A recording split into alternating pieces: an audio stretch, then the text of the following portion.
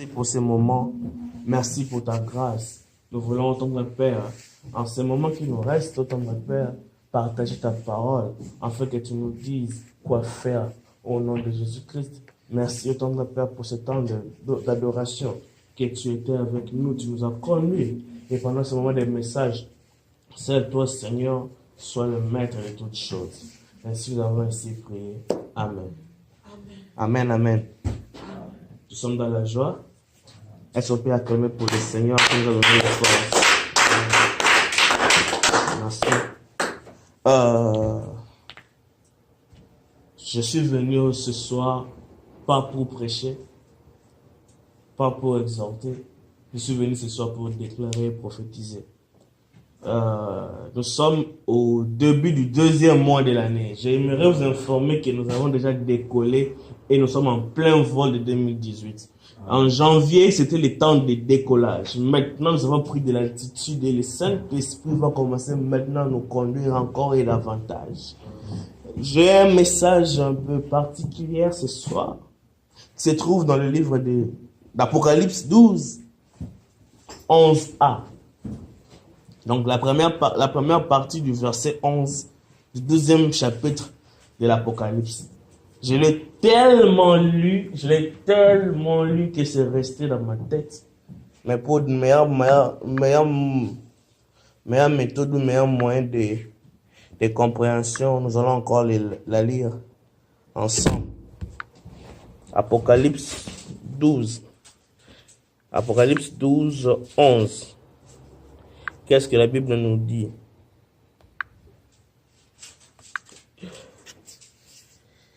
Mais eux, ils l'ont vaincu à cause du sang de l'agneau et à cause de la parole de leur témoignage. Je ne vais pas descendre là-bas parce que je suis juste là. Et c'est ici que nous allons partager la parole.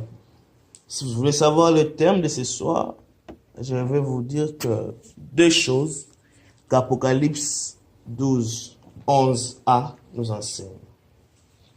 Deux choses qu'Apocalypse 12, 11a nous enseigne. Je disais que nous sommes au début du mois de février. Le février est le deuxième mois. Le chiffre 2, c'est le signe du chiffre de témoignage. Cela m'a un peu animé cet après-midi. J'avais beaucoup de choses je ne savais pas prendre quel thème parce que ça balançait dans ma tête. Je cherchais à maîtriser une pensée, en fait, de ne pas bouger. Et l'esprit m'a aidé à rester sur Apocalypse. Alors, je vais mettre deux vérités avant d'aller dans l'essentiel du texte. Je ne sais pas, on va finir à quelle heure parce que j'ai le message en retard. Le livre de l'Apocalypse 12, 11 a première vérité, c'est là il nous dit, le livre d'Apocalypse a été écrit par Jean, mais il était en captivité dans l'île de Patmos. L'île de Patmos, c'est l'île où quand pas les catholiques, mais la civilisation romaine voulait à tout prix taire l'église, ils sont partis maintenant pour enfermer chaque disciple. C'est dans cette occasion que Jacques a été décapité, Pierre a été crucifié la tête en bas, mais Jean à son tour, il a été emmené en captivité dans l'île de Patmos. C'est beaucoup de choses qui s'est dit de là-dedans. D'autres disent qu'il a été même mis dans un tournoi de l'acide. Mais après tout ça, il était quand même en captivité, mais dans l'île. Mais là, il a eu beaucoup de révélations. Je ne vais pas entrer dans les détails de tous ces livres. Le contexte de ces textes, deuxième vérité, se trouve dans un contexte eschatologique. En fait, le livre d'Apocalypse, c'est un livre où, quand tu veux le comprendre, tu dois aller vers le signe des temps pour comprendre beaucoup de choses là-dedans.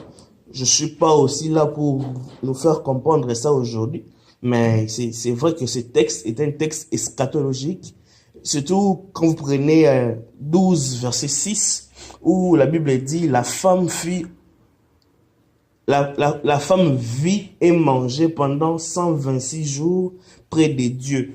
Ça fait allusion à la grande tribulation qui va faire 7 ans. Mais pendant 7 ans, l'église sera enlevée pendant 7 ans au ciel. Et 3 ans et demi, ça sera l'annonce de l'agneau. Et 3 ans et demi, ça sera le tribunal du Christ. Maintenant, ce sont des choses qu'on pourra comprendre dans ces textes. Ça, ce sont les contours qui nous aident à faire planter les décors pour savoir de quoi est-ce que je veux bien parler cet après-midi. Amen. Hein? Amen. Ok. Nous sommes aujourd'hui le 1er février 2018. 2 chiffres de témoignages. Apocalypse 12, 11a nous dit ils ont vaincu à cause du sang de l'agneau et de la parole de leur témoignage. Première chose à savoir, le sang de l'agneau. Le sang de l'agneau, c'est une couverture. Toute personne qui est dans le sang de l'agneau, toute personne qui est sous couvert du sang de l'agneau a automatiquement acquis une sécurité. Amen. Amen. La sécurité, c'est plus que l'assurance que nous avons ici. Je compris le mot assurance ici qu'au Congo. Parce qu'au Congo, je ne comprenais pas c'est quoi l'assurance. On partait payer l'assurance, mais je ne comprenais pas c'est quoi. Mais c'est ici que j'ai compris que quand tu fais l'accident, l'assurance vient te couvrir. Il peut te faire l'échange de véhicules selon les degrés que ça se passe. Mais c'est ici que j'ai mieux compris. Maintenant, je dis que le sang de Jésus nous couvre et nous donne l'assurance. Jean 6, 54 et Jean 6, 56 nous dit Christ a donné son corps, Christ a donné son sang en fait de nous garder intimes à lui. Christ, en mourant à la croix, il a mené son sacrifice au ciel. Mais Christ, avant d'aller à la croix, il a dit, voici mon corps, voici ma chair, voici mon sang, prenez, mangez, buvez-les. C'est là vous garderez l'intimité avec moi. Cette intimité nous donne la force de comprendre que Christ, quand il mourait à la croix, il n'a pas seulement fait le travail de grâce pour aller pour être notre intercesseur auprès du Père, mais en restant avec nous sur la terre, Christ a assuré notre protection. Amen. La protection que Christ nous a assurée, cela nous rend intouchables devant les ennemis. Laisse-moi te dire qu'aucune personne dans le monde occulte peut toucher à la personne dont Christ a versé son sang pour lui. En Égypte, quand Dieu voulait tuer tous les premiers-nés de l'Égypte, on a dit aux enfants d'Israël, c'était quoi? La chèvre, je sais plus. L'agneau. Tuez l'agneau, mettez la volento. Maintenant, quand l'ange de la mort viendra pour frapper, parce que je vous dirais que Dieu n'est pas l'ange de la mort. Dieu est comme un homme d'affaires. Et quand il veut faire des marchés, il voit maintenant les architectes qui sont comme aguerris dans la construction. Il veut voir qui propose la bonne maquette. Maintenant, le diable a amené le marché auprès du Seigneur. Il a dit, si tu veux dans ce marché, je veux frapper de mort tous les Égyptiens. Et Dieu a dit, ok, comme la mort, parce que Dieu ne donne pas la mort. Dieu a la clé des morts et des séjours de mort, mais il est le prince de paix et il est la vie éternelle. Il a dit, ok, tu peux faire cela. Et le diable est parti frapper. Mais en frappant, là où tu trouveras le signe du sang, tu ne peux pas toucher, tu dois sauter. C'est pourquoi aucun enfant d'Israël était en deuil à cette époque-là. Parce que le sang assurait la protection. Le sang assurait la couverture. En cette année 2018, nous sommes au mois de février. J'aimerais déjà nous dire que le sang nous donne l'assurance et la protection. Aucune personne de cette église mourra cette année parce que nous sommes couverts de sang. Ils l'ont vaincu à cause du sang de l'agneau. Que le sang de l'agneau, que tu as reçu Christ dans ta vie, se manifeste dans ta vie cette année tout entière. Que tu trouves une année où tu vas marcher de gloire en gloire, de succès en succès, mais cela sera assis sur la protection du sang de Jésus-Christ. J'avance. Le sang de Jésus-Christ est imbranlable. Cela veut dire, quand nous savons le sang, non seulement nous avons la couverture, mais malgré la situation qui nous accable, on peut bouger. Personne qui est dans le Christ, fondé en Christ, où le sang de Jésus a été versé pour lui peut bouger selon les événements. Les économies du monde peuvent bouger, mais ce n'est pas ta vie qui va bouger. L'économie du monde peut bouger. L'économie, je ne sais pas, du pays. La situation politique du pays. Il y a beaucoup de gens qui meurent au Congo, mais il y a des gens que je trouve qu'ils ont l'assurance. Les gens comme le pasteur Dalo, ils n'ont même pas peur que la politique bouge. Parce qu'il est installé dans l'imbralable. Que ta vie, cette année, soit installée dans l'imbralable. J'avais dit que je ne suis pas venu prêcher, mais je suis venu prédire. Je vais commencer à dire comme ça. Il y a des choses qui me passent en tête. Moi, je vais commencer à parler. Si c'est ta pensée, c'est ta parole, tu captes, tu dis Amen. Et c'est comme ça qu'on doit progresser jusqu'à la fin. Parce que je ne suis pas venu prêcher ce soir. Je suis venu déclarer. Aucune chose dans ta vie va bouger tant que tu seras en Christ. J'ai dit aucune chose dans ta vie va bouger tant que tu seras en Christ. Toute chose qui concourt au bien de ceux qui aiment Dieu, Dieu va venir dans ta vie afin de donner la paix, l'assurance, la sûreté, ou là où le monde ne peut toucher. Tu seras imbranlable. Personne ne sera bougé ici. Dans le projet que nous avons dans l'église, nous allons voir comme un miracle. Les poches vont bouger, mais nos vies ne vont pas bouger. Amen. Les poches vont bouger, mais nos vies ne vont pas bouger. Dieu peut envoyer des personnes pour venir nous donner des moyens afin que nous ayons notre propre place. Et que nous allons maintenant faire des cultes selon les normes que nous voulons, parce que Christ l'a voulu ainsi dans la vie. Amen. Le programme du monde peut dire ce qu'il veut. Tout ce monde, on peut trouver des salles informes et vides aujourd'hui, mais nous sommes installés dans l'imbralable. Cette église est soudée sur l'imbralable. Tu ne peux pas bouger, parce que Dieu est stable. Amen. Oh my God. Le sang de Jésus est éternel. C'est dans Ésaïe 30. Le sang de Jésus prouve l'amour éternel. L'amour éternel qui nous garde et qui nous garantit que le diable peut devenir 1000 fois diable, mais l'amour éternel en nous. J'aime le nom de notre église, God is love, l'amour de Dieu. L'amour de Dieu a fait que Christ vienne mourir à la croix. Selon Jean 3,16 qui dit, Jean 3,16 qui dit, car Dieu a tant aimé le monde qu'il a donné son Fils unique, afin qu'il croit à lui, ne périsse point, mais qu'il ait la vie éternelle. Or, pour avoir la vie éternelle, nous devons être attachés à Christ. Or, l'attachement à Christ se fait par le sang de l'agneau qui a été versé à la croix. Pour être attaché à Christ, selon le sang qui a été versé à la croix, c'était demandé de boire le sang. Or, nous avons bu le sang pendant le Sainte-Sainte. Alors, en nous, elle résidait l'Esprit de Dieu vivant par le sang de Jésus-Christ. Que le diable devienne 1000 fois diable dans ta vie. L'amour de Dieu sera toujours installé dans ton cœur. Amen. Personne ne peut bouger ta vie. Personne ne peut bouger ta vie.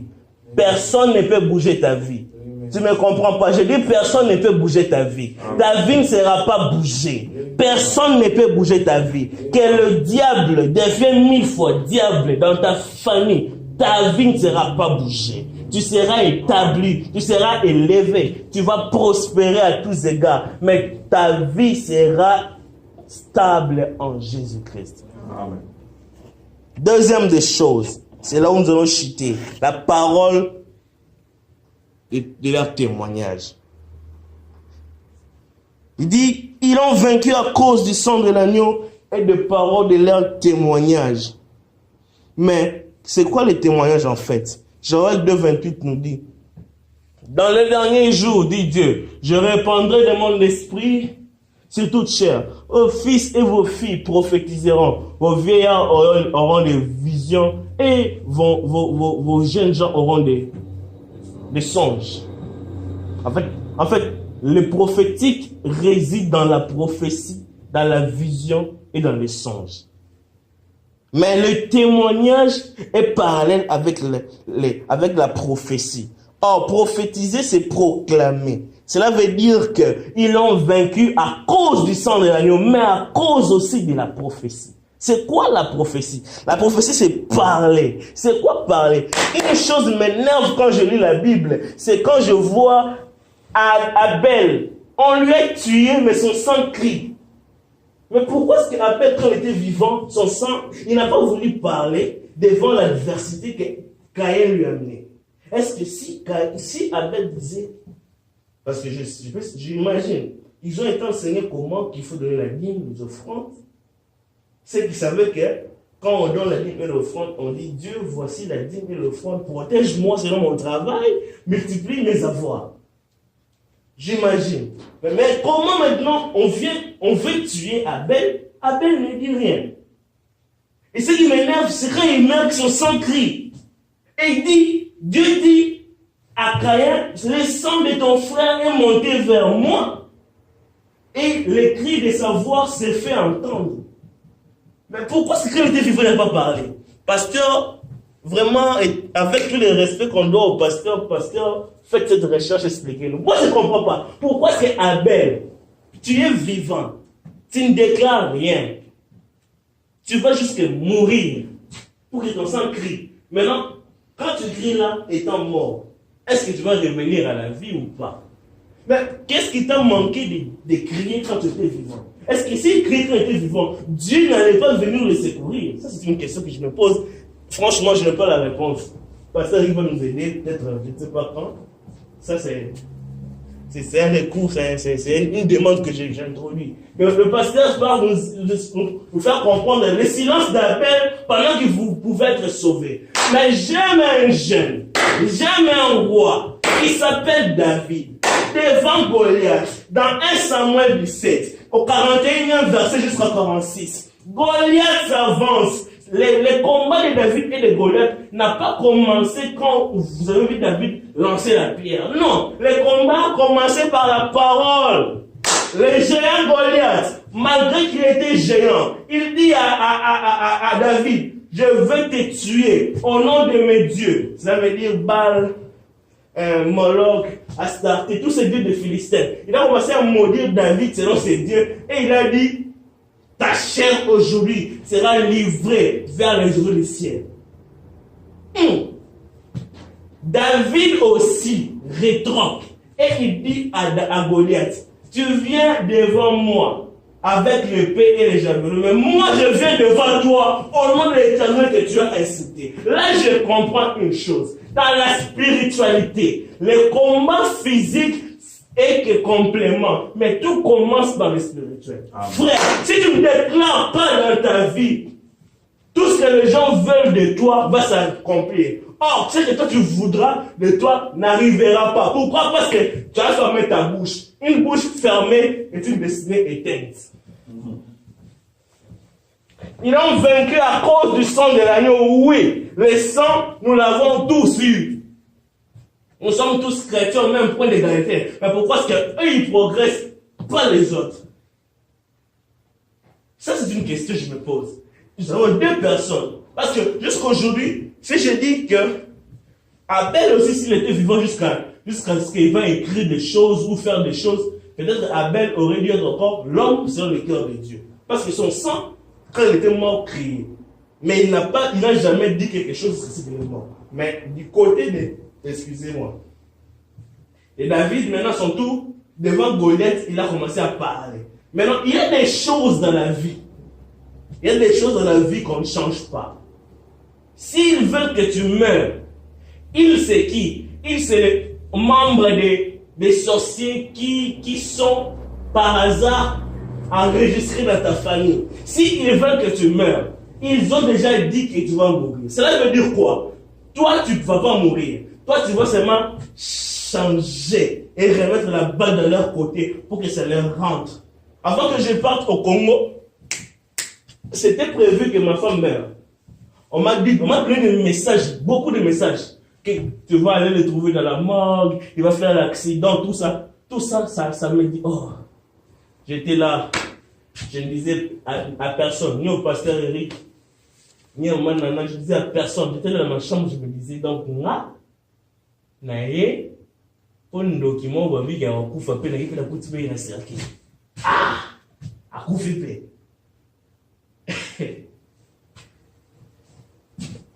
J'ai prié pendant 21 jours. Avant qu'il t'accompagne, j'ai prié terriblement. Et j'ai dit, je retourne à l'expéditeur toutes ces paroles qui étaient sorties pour annuler et donner la mort à ma femme. Bon, à l'époque, ma fiancée. Quand j'ai retourné ces paroles, maintenant je vous parle, dans leur famille, ils ont enterré 2 personnes. Un, avant le mariage, deuxième, après le mariage. Les 2 qui s'étaient levés pour donner la mort, se sont retrouvés morts. Pourquoi? Parce que j'ai dit, ils ont vaincu à cause du sang, mais aussi à cause du parole de leur témoignage. Frère, je lève ma main droite et je déclare que toute personne qui cherche la mort, il mourra lui-même cette année. Je lève ma main droite et je déclare, tu iras de l'avant. La Bible dit, mon serviteur s'élèvera, il montrera et il sera très haut placé. La personne qui veut que tu tombes par terre, tombera par terre. La personne qui a fait le tombeau, qui veut t'enterrer, il sera enterré lui-même. J'ai dit, toute personne qui veut venir te voir à l'hôpital, tu iras le rendre visite. Et il sera inconscient ton visite parce que sa maladie sera plus grave, il sera même au coma. Et la personne qui cherche la mort meurt lui-même. Vous ne m'avez pas compris. Vous n'avez pas compris. Esaü, on a eu sa richesse. Je suis en train de donner des choses. J'ai dit des choses, ça me vient à l'esprit bizarre. Esaü, on lui a dit, ton frère Jacob a tout eu. Mais toi, tu auras l'épée. C'est en régissant ça et là que tu vas briser son joug. Ça veut dire quoi? L'épée, c'est quoi? L'épée, c'est la parole. Oh my goodness. J'aime la Bible. Oh my. L'épée, c'est la parole. On a dit à Esaü par son père, comme lui, il a eu ton héritage. Toi, pour que tu viennes, tu dois agiter la parole. Qu'est-ce que la Bible dit? Tout enfant d'Israël, tout enfant d'Abraham sera béni. Ça veut dire comme Esaü était aussi enfant d'Abraham par Isaac, il sera aussi béni. Donc ça veut dire la bénédiction n'est pas son partage. Comme il avait l'épée, il devait l'agiter dans le monde éternel. Il a dit, il a brisé les jougs effectivement de Jacob. Parce que quand Jacob est revenu voir Esaü, on a dit dans la Bible, quand vous allez lire, dans Genèse, je pense, 35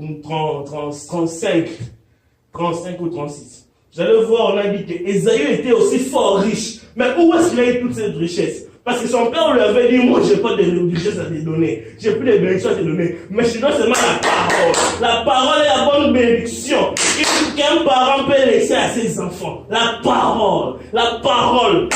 Jésus nous a laissé la parole, mais aussi nous a laissé les sangs. Jésus nous a laissé les sangs, mais aussi la parole. Une destinée, une bouche fermée est une destinée perdue. Tamar, on voulait le tuer parce qu'il a fait l'impudicité de la prostitution. Oui, c'était la prostitution, c'est pas l'impudicité.